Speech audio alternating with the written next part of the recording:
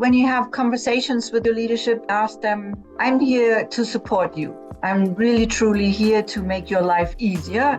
Most leaders like to hear that, and then they open up, right? And then when it comes to the conversation, they really openly tell you what they would appreciate, what they need, then you need to deliver. If you have that conversation and in the end you say yes, and then afterwards there's nothing in the delivery, you will need to start then all over again. So in the end, I think it's getting the entry towards your leadership, that they open up and they tell you what they need and how to work together and how you can make a difference together. And then you need to deliver. Then you build your trust. This is how you then establish the relationship and also the working mode, and also how you can make a difference. Because you cannot make the difference if you don't get this part established.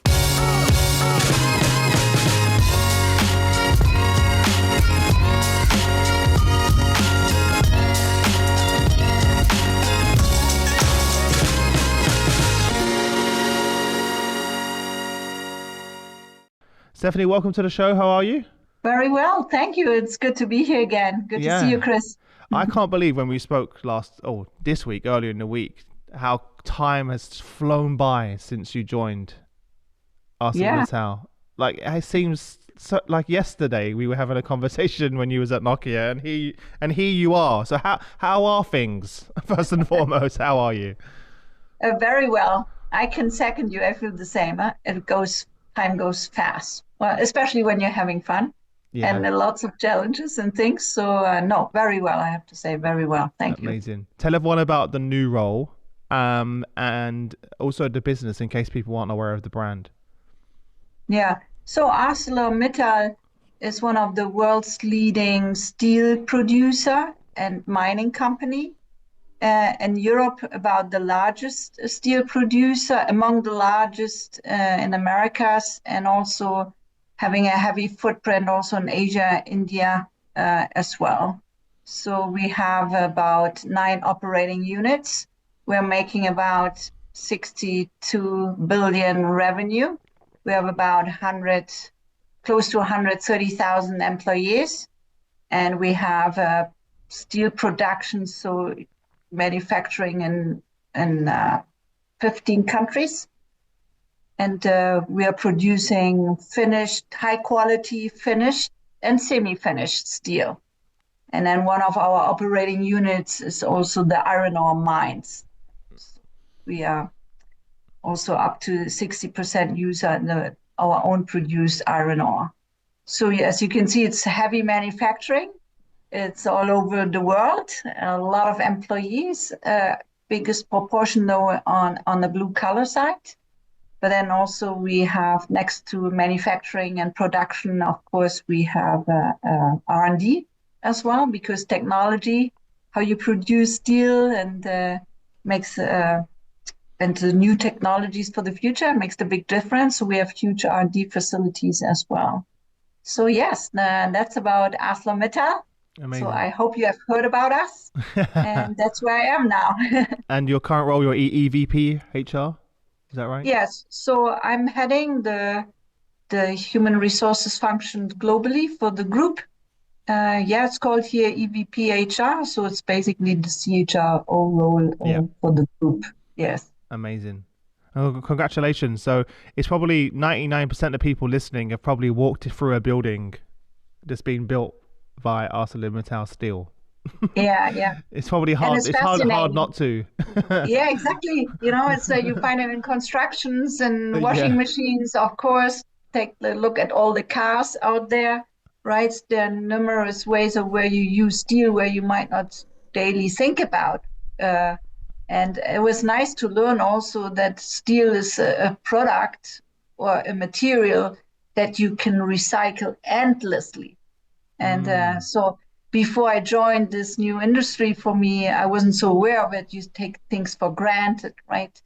But now that you learn about it and see where it's all being used, that has been a fascinating learning journey for me as well, to learn more about the material. Yeah, that's When something I didn't. To be honest, now you've said it out loud. That's something I've never really thought about until you said that. But yeah, and I suppose it goes to the quote that you have behind you: "Smarter skills for people absolutely, and planet." absolutely, yeah, absolutely. uh, so when you first joined the business, the journey, what's been the main focus for you and the team? Yeah, I came from Nokia, so a technology infrastructure company. So it was a whole new world going into manufacturing, steel production, mines. Everything was new to me. So the number one for me also in this transitioning coming from a telecom technology company was really to make sure I understand the business, learn about the business. And I had a big advantage in the beginning. I could take some time to travel the world. And you can imagine these steel production facilities, they are often quite remotely, and you have to travel Sure, the whole world to understand where they are, how they produce steel, what are the issues, how does it work, how do we make money, right? So that's the key thing to understand. And I was lucky that my predecessor was here and we had a good handover and he made some room so that I could travel. So I started building up my relationships, my new network, and really try to deep dive, listen, listen, listen, learn, learn, learn. That was really what I did in the first couple of months. And then after 4 months, the first thing I started doing with my new team and with the HR and the business was to create again a people strategy, right? What is the direction? Where do you want to go? What is important? How do we get there? So that was one of the first things. Also to make sure the whole company understands not what's the HR functional strategy, no, what is the people strategy for the company? And that was helpful also for me because after the introduction period and deep diving and learning everything, to then really say, okay, that's also my North Star, right? Where to bring the group, where to concentrate on, what is the strategy here, what's the direction the HR function should go after, and what matters to the company and its people, because people make the difference. yeah. And so I spent then lots of time on really developing this together with my team so that we would have a good, strong people strategy that would guide us then for the Mm. next 3 years. And that's what we did. And now I'm already in the third year, and it's time about renewing the And you're people still strategy. smiling. You're still smiling, so that's good. Still smiling. We spoke earlier in the week about we hear a lot of people talk about you need to understand the business, right? Yeah. What does it truly mean? Let's break this down for everyone. When we talk about you need to understand the business, it's beyond just this is how we make money and this is our industry, right? It's way deeper than that as well. Could you break that down and then Yeah. share practically how you go about doing that? You already mentioned one thing, which is getting out the office, traveling, going to the sites, meeting those leaders. But could you share because you've done this many times, right, before in your career, how you really truly get to understand the business and then how that informs your strategy moving forward? Yeah. I think that's very key, right? But as you said, it starts with you have to understand the business. How do we make our money? And how what are the impacting, influencing factors externally and also internally, so that you really get a good understanding because you will be a contributor to the performance of the company. So you need to understand how we're making the money and what's influencing all these different processes and how can you contribute as a HR function. So you need to understand not just how we run the business and how we make money, but also what's the strategy of the business and where does the business want to go to.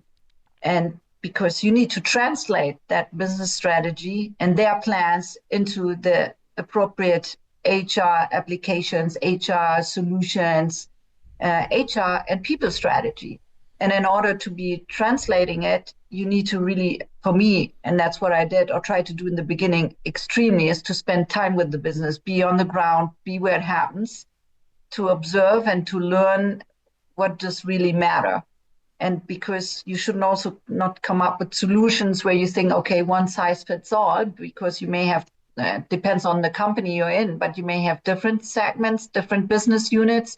different operation. They may have different needs also, or they're at different levels, or there are different modes of the business, or they're changing their mode. And understanding that helps to then support the business, enable the business, because we are enablers, right? We are contributors, enablers. But we cannot do that without fully understanding. So the deep dive for me is quite critical, to talk to leaders, to be there. And, I was visiting a very remote mine in very northern Canada. There's almost nothing in the mine, right? And I went on and did a tour on these huge vehicles that will go around the mine, to really understand, what does it mean when you work there? What does it mean for the workers also? What does it mean for the people? To really get a real picture, and then talking to the leaders, what's bothering them? What kind of solutions do they need? And I think that's also part for me to understand the business. It's that builds up also your credibility and your business acumen, knowing the numbers, knowing where the business is, but then also in practice, very pragmatically even, to be there and understand what would help now. Because sometimes in HR, we develop solutions and don't make the count on the business. We might find this is the most fanciest solution for some good reasons that would serve us in HR, for example. Yeah. But leaders, because their day-to-day job is not doing HR, right? They do some of the processes once in a while, or they lead, and some lead on top of their actual day job, right? We need to understand that challenge. So everything needs to be easy for them, shouldn't take up too much time, needs to be clear, not too bureaucratic. So there are a lot of things to consider. And I think that's also part of understanding the business. If we don't understand that part, you will see that processes get sidetracked, not followed, or they don't believe there's any value add. But HR should be there to add value. And if we want to stay relevant for the business, we need to do exactly that. So, and this is for me something that it takes time to learn, right? And you need to remind yourself even along the way sometimes, is what we're doing now really serving the business? And is this helpful? Will they regard that as useful? And so I think in the end, it's again and again, it's about that. Yeah. So, yeah. No, I love right that. application, right approaches, that's part for me. Put yourself in the leader's shoes. If you would be a leader in the business and you have to, deliver all these things, and you have a hectic, busy schedule, and you need to lead a team on top, where would you focus, and how would you focus, and how can we help leaders with the right toolboxes? But also at the same time, do we understand that some things need to be done at ease and come with solutions they would love, and that would really help them, and not just be a time-consuming thing that they don't see the value of. Yeah. HR has a tendency to create solutions for themselves, Yeah. or what they think. What they think is one of the things I've noticed over the last 10 years of doing this is the leaders that are really successful, especially when they join a business, is they do exactly what you just described. And they always say to me, Chris, there's no easy way to do this. You need to get out of the office. You need to go visit the sites. There was one leader I spoke to that said, Chris, I've been on the road for a whole year. And I've visited every part of the world, every location, every manufacturing site. Similar to yourself, where you said I was in the mines, right? You were in the trucks, like you really, and that's the only really way that you truly understand. Because you could talk about it, you can read about it, Exactly. but you then being in one of those giant excavators in the mine, speaking to them on the ground level, there's no shortcut to doing that. And I see some leaders who join businesses who come in, they're in the head office, they have Zoom calls and conversations, and then they start to make change, and all of a sudden they have an uphill battle because they haven't built the relationships, they don't have the buy-in, they don't truly understand what it really means, they don't understand the cultural nuances across the different regions, and it becomes a disaster, quite frankly. I mean, especially for me, I came in new, right? So next to learning the business was about developing and creating your new relationships, your new network, right? Nokia, I was so many years. I knew the business, I knew the network, I had my network, I knew the leaders, but then you don't know anybody. So you really have to establish your next relationships and listen. And that's also, it's not so easy to build that up virtually. Of course, at some point when you have met them and then it can continue virtually. But I think especially in the beginning, but also throughout the year, you need to be able to see them face to face and show your face, show your interest and be out there to also see what is changing. But the relationship building was the next part I spent a lot of time on. Otherwise, also, they need to trust you as an HR leader in order to come to you and develop solutions. And that's not possible if you have not built up your trustful relationships with them either.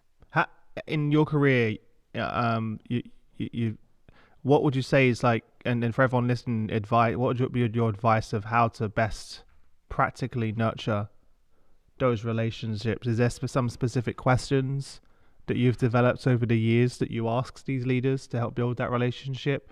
Is there a specific way that you reach out? Just to help people listening of like, this is my approach of how I do that and how to build the relationship and how to reach out to them.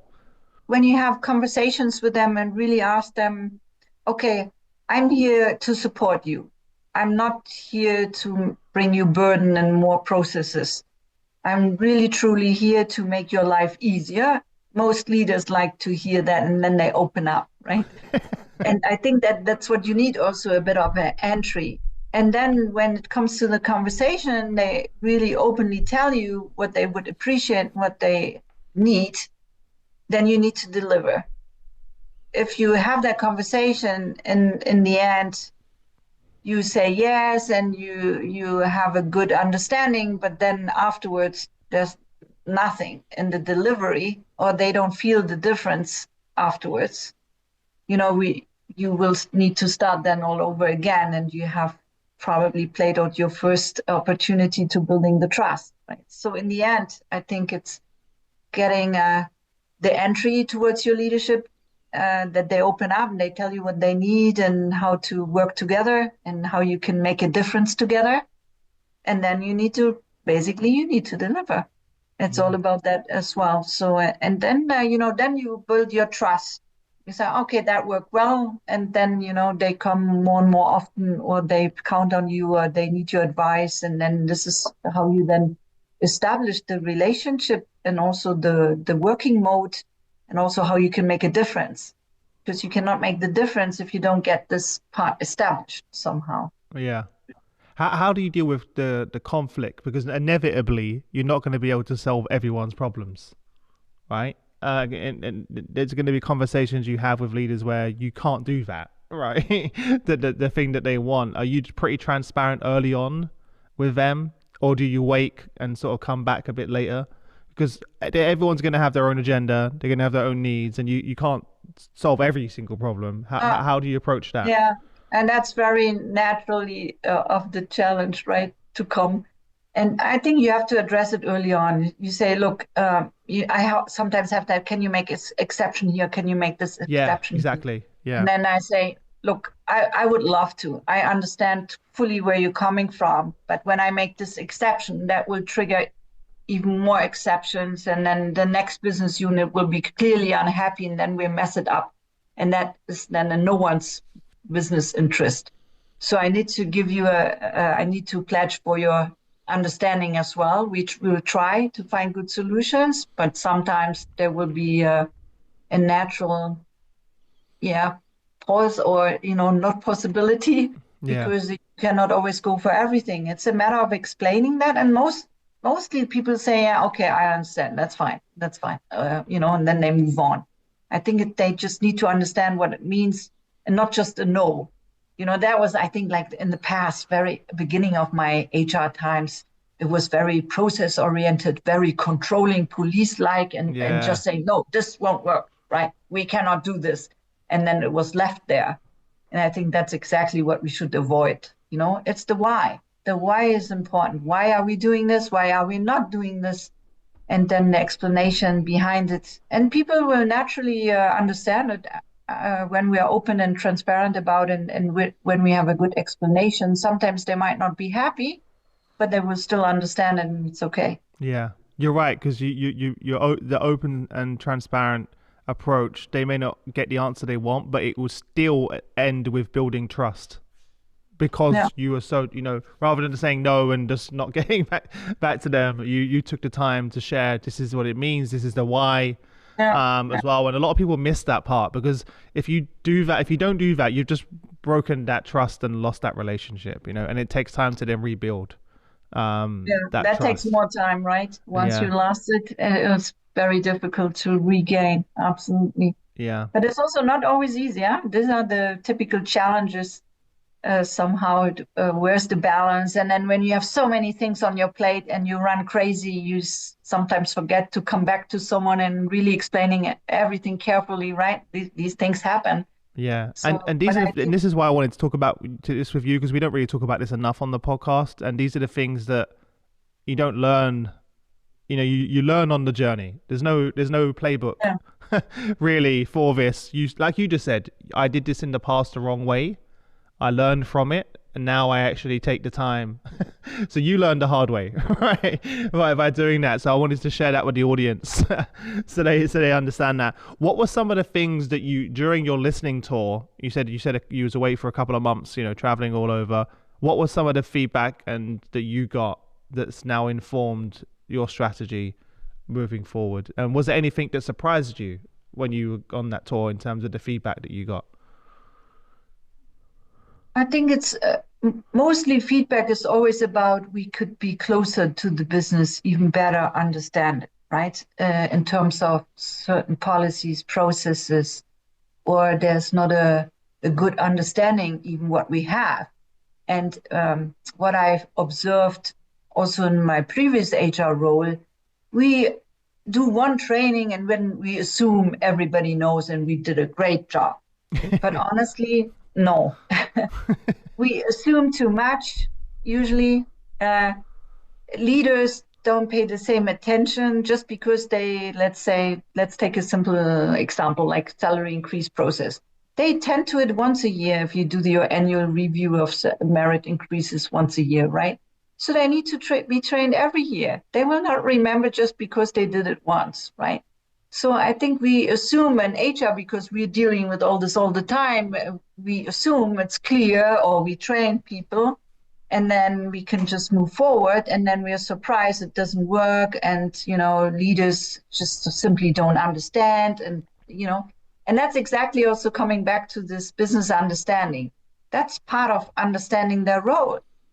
We need to repeat, we need to train again. We need to do the training in a way that is obviously easy to understand and not too detailed, because we are all expert in our role. So we would like to display a lot of expertise in how we do it and why it's like this. But leaders don't care. It should be pragmatic, easy, and they need to do it for a certain purpose. They just want to meet the purpose and get over it and move on. But sometimes we overcomplicate things. So it's, I think, all about making it, simplifying it. Simplify the process, make it easy to understand, easy to execute, done. That's what leaders usually like. And train as much as you can and train again and do it in a way that leaders find that useful and easy to adopt, easy to train, and then they're self-sufficient. Train them to make them self-sufficient. But don't over assume, okay, one training will, make it all. I Yeah. think that's a typical things we're then so disappointed. I remember we once rewrote a travel policy and sent it to all the leaders in the world. And then next week, someone asked a question where we said, we just did the training, we just rolled it out. How can that be? But I think that's, again, we have to put ourselves into the leader's shoes. If you don't really need that, and honestly, I do the same. I don't read every email. Yeah, of course. If I don't, I have no case of mobility or traveling right now, so I wouldn't look at it because I don't have a case right now. Why spending time on it? You get to the topics when you need to, right? Or when you have a case. And we think always we need to train everybody on everything all the time. I wouldn't do that either. You just overwhelm people who at certain points of times in their business life don't actually need it. you should get to it when they need it. Yeah. So, I think that's where technology can help us, right? In terms of creating a customized experience that in the past to do that at scale, we just couldn't do it, right? The manual lift to be able to create a customized communication plans, customized training as well with technology now. And especially as we start to move towards skills-based organizations, we can start to segment and be more intentional about our communication strategy and training to ensure that you're really sending things to people in the moment that matters for them and for the organization, and that's relevant to them and the challenges that they're facing. Because in the past, I remember when I was a leader, to your point, I'd get all of the emails about everything, and maybe 10% relates to me and my job, and then you just tune out and you don't even look at it because you're like, well, most of this doesn't even apply to Chris. So exactly. And then the HR team's like, why haven't you done this? Or my boss, and I'm like, where was that? because I didn't even see it, right? To your point, as well, right? We would never treat our customers that way. Yeah, exactly. Imagine imagine sending our customers updates on all of the products that they don't have. Right? It would be unacceptable to do that. So we really need to meet. We would only train on the products they're interested in or buying, right? We wouldn't do the whole thing. Yeah. So I think that's the same we need to do internally, right? Yeah. A bit more tailor-made, and I guess our data quality and using the right technologies is helping us now with this more tailor-made approach, and knowing which kind of groups are using what or needing to use what. So I think this is what we're working on most of the time, that it gets more tailor-made. But it doesn't mean that we customize the systems too much, but that we just use our data better as well. Yeah, exactly, 100%. What you have an additional challenge, like many that I speak to, where you also have the challenge of having a huge population of frontline workers. Absolutely. How are you ensuring you can reach them? When they're in a mine, right, or driving a truck, or or in the manufacturing sites, because that must be a significant challenge. And technology again matters because having and that mobile phone almost everybody has, to have your applications on the phone, or to have additional facilities where they can go and have a working stations. There are several things you can do, but the key thing is that you try to understand what would be the best way for them, what would be the easiest thing for the workers or for the frontline people. Is it their mobile phone applications, or do they like to come in and get a special facility just for that so they can use it like an internet cafe, right? You do it internally so they can use it. How much are they interested in? Would they go after their working time after the shift? Would they prefer to do differently? So it's really working with them together to find the right solutions. So listening to people, what would make the difference? What would be an easy way for them to get to their training, for example, to get to a survey, because we have, engagement surveys like everybody does. What's our approach? And it's good to, again, like we listen to the leaders, we listen to the employees. What would be the easy way for them to take the right tool or the right way to have them involved, because the involvement is very critical. What's working best for you now? Like, do you have an app that you've built for this? Is it all in one centralized location? Because that's a challenge, right? You may have that's a big challenge, to be honest, because we are huge and we are very fragmented. Yeah. We are very decentralized in many of our approaches. So that means we really do that a little bit more depending on the site and depending on the country. Now, even more sites, even that means that you could find various solutions across, right? And then when you have a lot of blue collar workers and frontline workers, you do a lot together also with the unions or works councils. So even those approaches need to be aligned. So that means you would probably have a variety and a large portfolio of solutions. But then in the end, of course, you have the same survey, but you may have different ways. And there could be even one small unit somewhere in the world that still uses Excel file or more traditional. Could be, and some does it very, use the best tools. So, but I learned also that you not to get upset when we don't have everything the same, but the key thing is that you get the results and what the results tells you. You're right, because even some leaders I speak to say, Chris, some of our manufacturing sites, they still just want the whiteboard, the billboard, like, in the office with the notice board. Like, we talk about apps and technology, of course, very important, but some of those people, when they clock into work, they want to be able to just see a traditional board with all of the updates and information on, and like they've seen that's still with a QR code maybe that they can scan. Those things still work, Chris. We don't always have to go straight to a fancy new app and technology. I've had other companies who, in the environments of the manufacturing sites, have like their own sort of podcast that plays audio into the manufacturing site, so they give updates through the speakers inside the facility, which is pretty cool. And they like kind of do announcements for the company, and so people could just hear it whilst they're working. Like just some very creative ways of making sure people can get the information that they need, which is super interesting. How about the generational side? We've got the most generations in the workforce that we've ever had at the same time. How are you thinking about the generation shift and also the knowledge transfer that needs to come with that as well? Yeah, you are hitting one of the key topics we're focusing on right now, because we really see now when we look at the demographics at our workforce, how it's changing, right? And that means now the generation of the baby boomers go more and more into retirement. And that's a big issue, because we have a lot of people that have been long time with ArcelorMittal, right? They had very,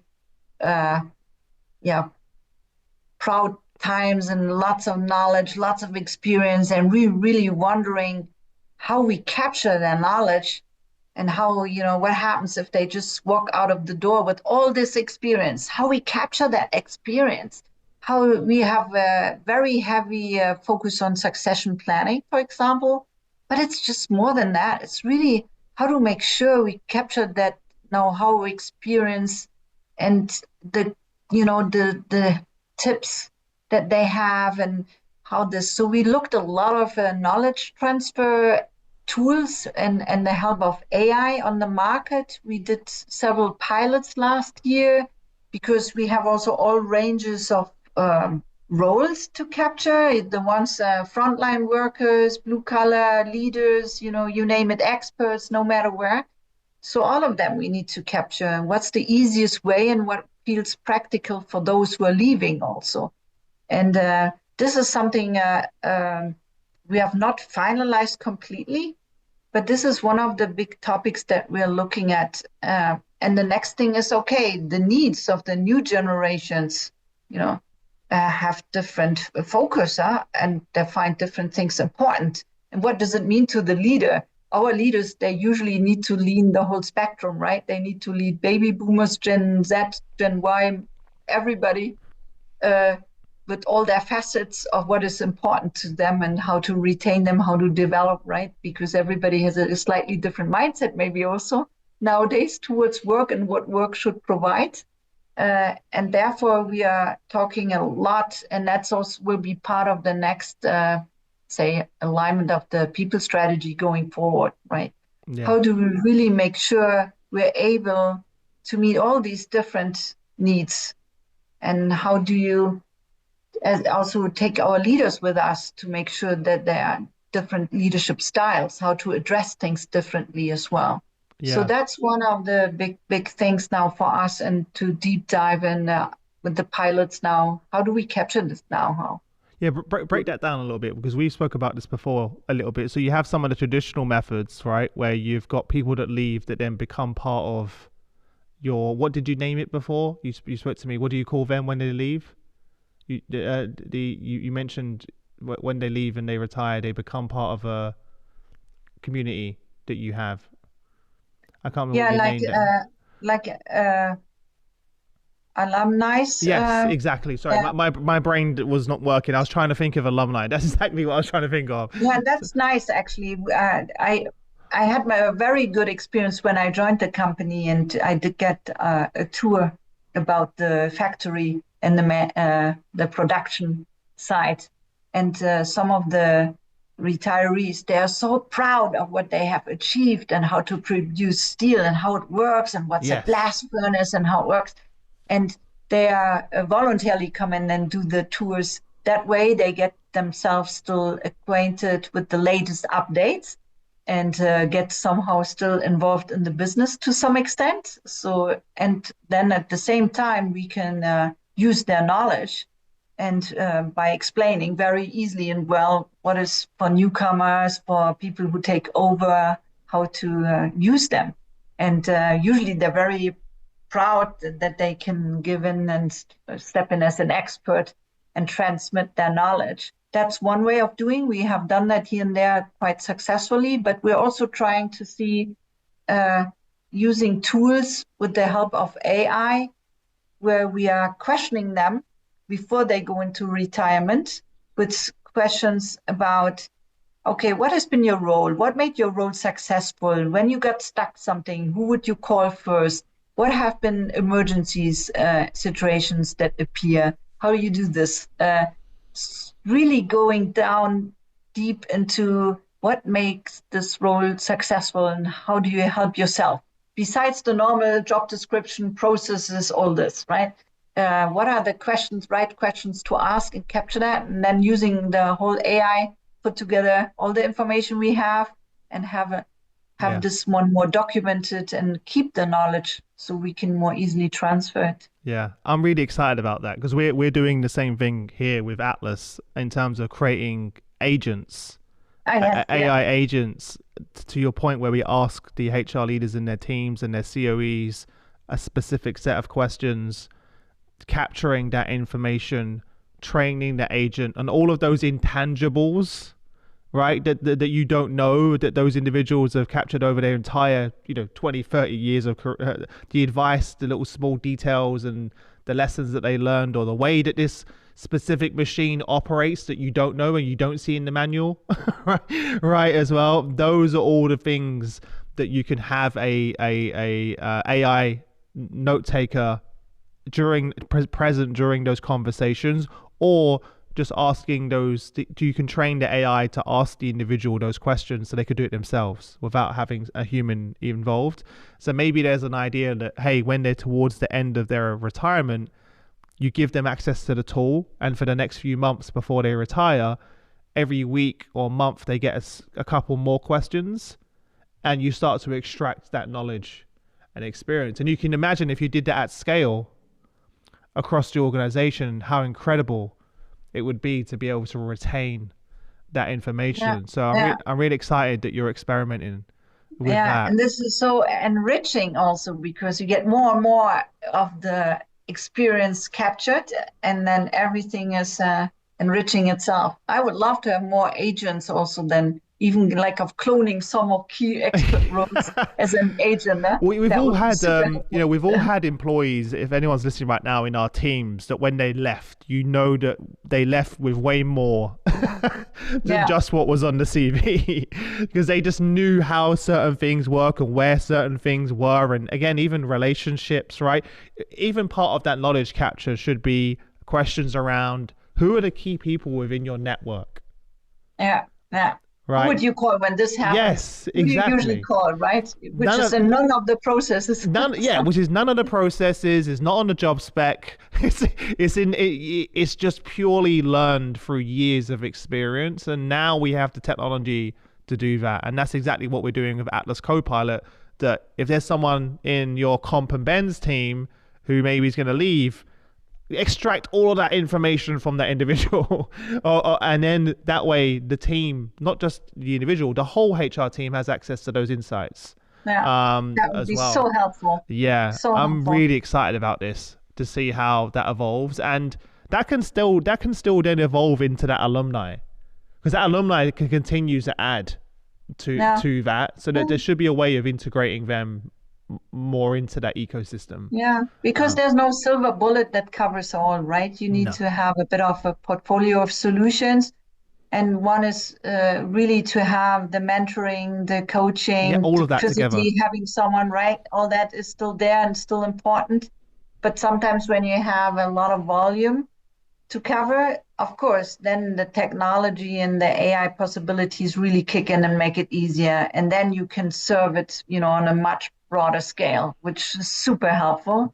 And I find it also super exciting, to Yeah. have these technology now at hand and AI, to build these skills internally and then also make best usage of it because that's what we need also going forward. We cannot cover it just on that traditional side of solutions. We need to really adopt the latest technologies, and AI is one of them that we should really use.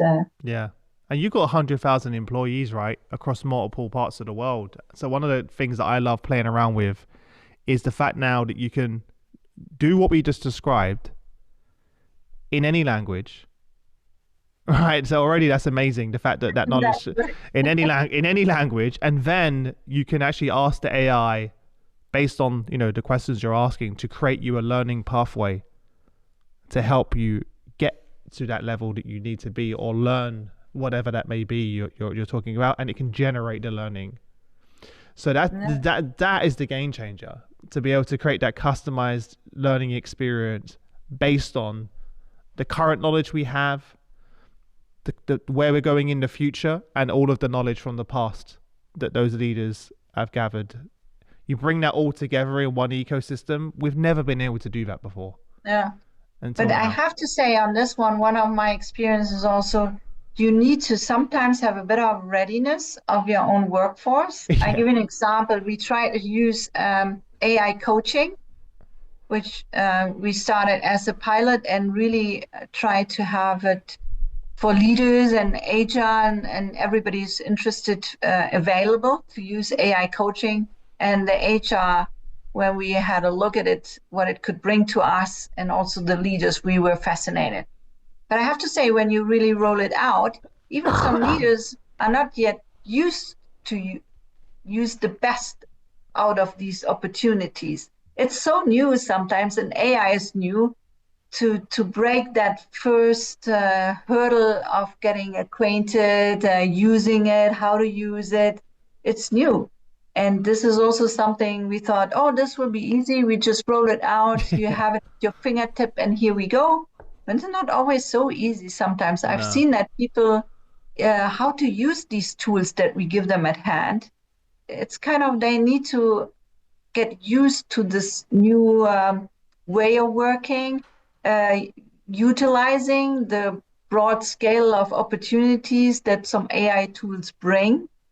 And so this I also learned, okay, it's not so easy even for yourself. In the beginning, you use ChatGPT here and there, then you use it when you see, oh, this works very well, it's quite cool.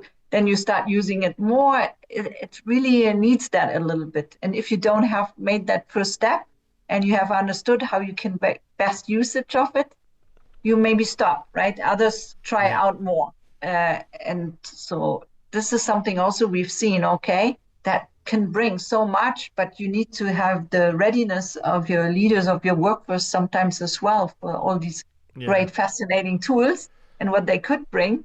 But still, it's a change also, which, like every change, you need to accompany them to go through that. It's hardly ever. It's hardly ever the technology challenge. It's more of the cultural change challenge. Absolutely. So it's been very the technology is never going to be the tough part. Anyone can buy software and roll out software, but you're right. Unless you have a very clear strategy of how you're bringing people on the journey, also explaining the why. This is why we are, to your point in the beginning of this conversation, and this is what it means for you. I've seen companies and CHROs like yourself buy thousands of licenses for all different types of tools, AI tools and software, and it just falls flat on its face, and they don't get the adoption, and they're like, why not? surely people should just understand, right? No, Yeah. they don't. Should be obvious, right? Why it's not They working? don't understand. And also, one of the big pieces of advice I'd say to anyone listening, which I've hear over and over and over again, and it came up during a conference that I went to in New York a few weeks ago. Whatever tools you invest in, they have to show up in the flow of work. So if you have a tool like a AI coach, if it doesn't show up inside of your team's communication environment or your Slack so that that individual can use it in the flow of work, don't invest in it, because you're going to have a real uphill battle to try and get people to use it, because they're going to have to go to another place. And we all have enough tools, enough apps. There's too many. It's already fatigue. So the coaching tool that you mentioned, I'm not sure, I don't know which one it was, but if that doesn't show up, do you use Teams? Yeah, we do use Teams. If that didn't show up in the Teams environment, which is where your team already goes for communication, I wouldn't invest in it, because you're going to have this battle of like, you have to go over here to get your AI coaching, and it's just going to, the adoption rate is just going to fall flat. And that's a normal human thing, right? I wouldn't say laziness is the wrong word, or how to say. They want to be quick, easy to use, not to go extra, right? Because that eats up time. Everything needs to be nicely integrated and following just whatever you do easily.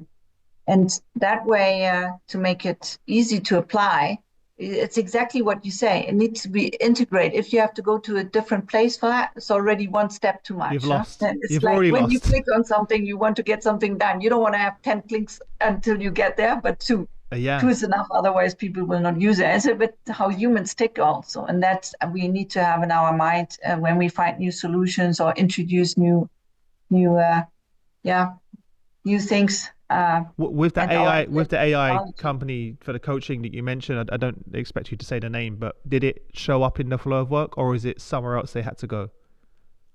Yeah, and the beginning was somewhere extra, and that's what we're changing right now. Exactly that we built into the natural way of choosing it and applying it, because otherwise it won't have a big chance, right? No matter how good it is. Yes, it could be amazing. It needs to be very, very naturally kicking in what you're doing anyhow, and it needs to be exactly there.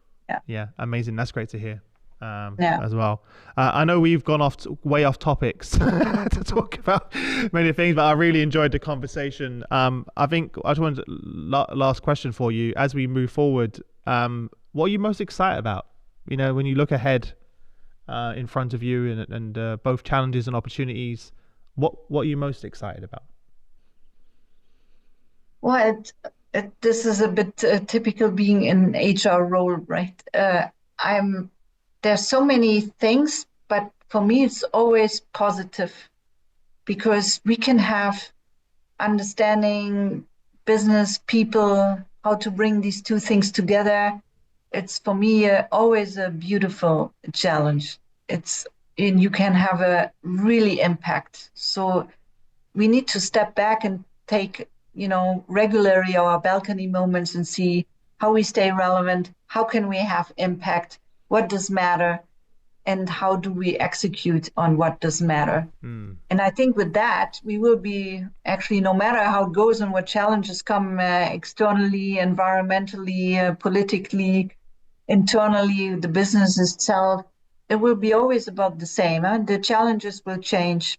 But, for me, there's a high belief that to do the right things when you understand all these points, and really always strive for making an impact with the people, because people should be always at the heart of everything we do. Without people, you will not make the right choices or get the most of what you want to achieve. So for me, that always matters, and that's so great about HR roles, I think. Yeah, I love that, the balcony moments, and I think we could all do better at also scheduling those moments. For sure. I think you have to be intentional about making time for those balcony moments, because otherwise you can get lost.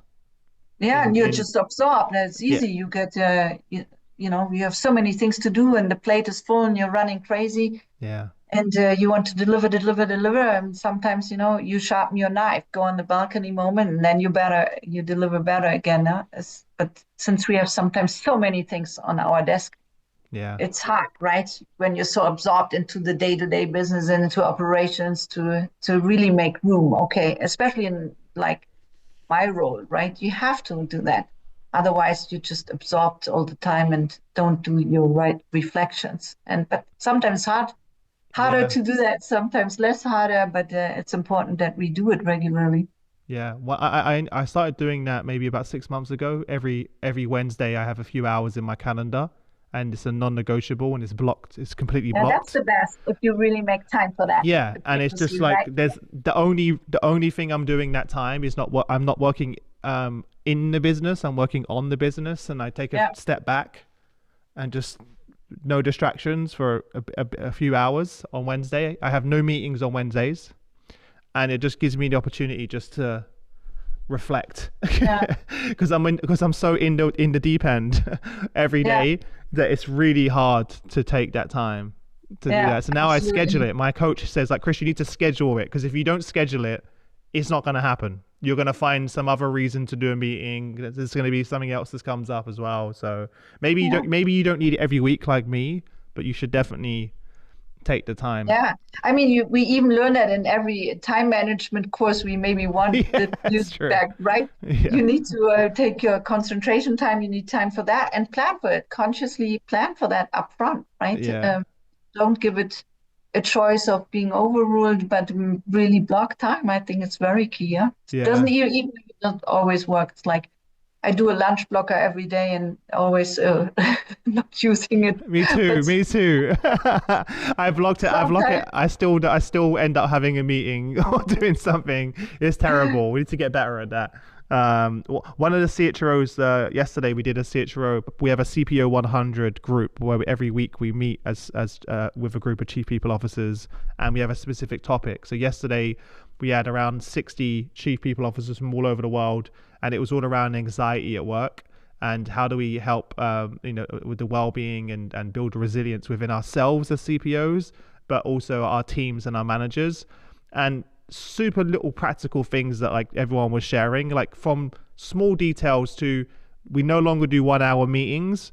It has to be 45 minutes, so we have 15 minutes to actually either decompress and leave, or just talk about things outside of work and just be human for a moment. Like just simple rituals like that, or no meeting days, etc., so people can really go deep on their work without distractions. And it was really good to hear all the different CHROs share both personally and professionally, like hearing the actual practical things. But one of the surprises that I had, maybe I wasn't surprised, but many of the CPOs, we're talking about CPOs of the biggest companies in the world, they feel alone and very unsupported in terms of their own mental health and well-being. So even more reason why we need to take time on the balcony. Part of that balcony conversation should be taking care of yourself. Yeah, that's where it starts, right? You Yeah, need a lot of strengths, and dealing with people topics eats up a lot of energy. yeah, So we need to make sure that resilience that we need, where does it come from, right? And everybody needs to listen to themselves. What is it that works for me? Could be very different, but that's definitely something also I learned. You have to balance out your own energy and see how you recover, what's your mental health being like, and what is needed for that. Could be very different from person to person, but that's key because in HR, you have people topics. People topics are never black and white. It's all about thousand shades of gray. yeah, Everybody's unique. That's the beautiful thing about people also. But then, to understand and deal with it all the time, it's asking a lot from oneself, and there's a lot of energy needed for that. yeah. And it's tough. I can never say I know this because I've never done the job. But from speaking to your peers, it's quite hard not to absorb all of that energy Yeah. as well, right? It's difficult to do that. But listen, so much fun. Thank you so much for coming on the show. I appreciate you. I'm so happy that you're doing well. as well. Thank you. I know you're still early on the journey and there's a lot of work ahead of you, but you should be proud of what you've achieved so far with the team. Yeah. Thanks, Chris. As well. And so good to be here again. Yeah, good to see you. And we'll check in again in the future and see how you're getting on. Yeah, let's do that. Well. Every 2.5 years we should have. That'll be our balcony moment together. Yeah, exactly. That should be our reflection, our balcony moment. Yeah. Wish you all the best. Thanks so much. Excellent. All the best. Thank you, Chris. Good to see you. Good to see you. Bye.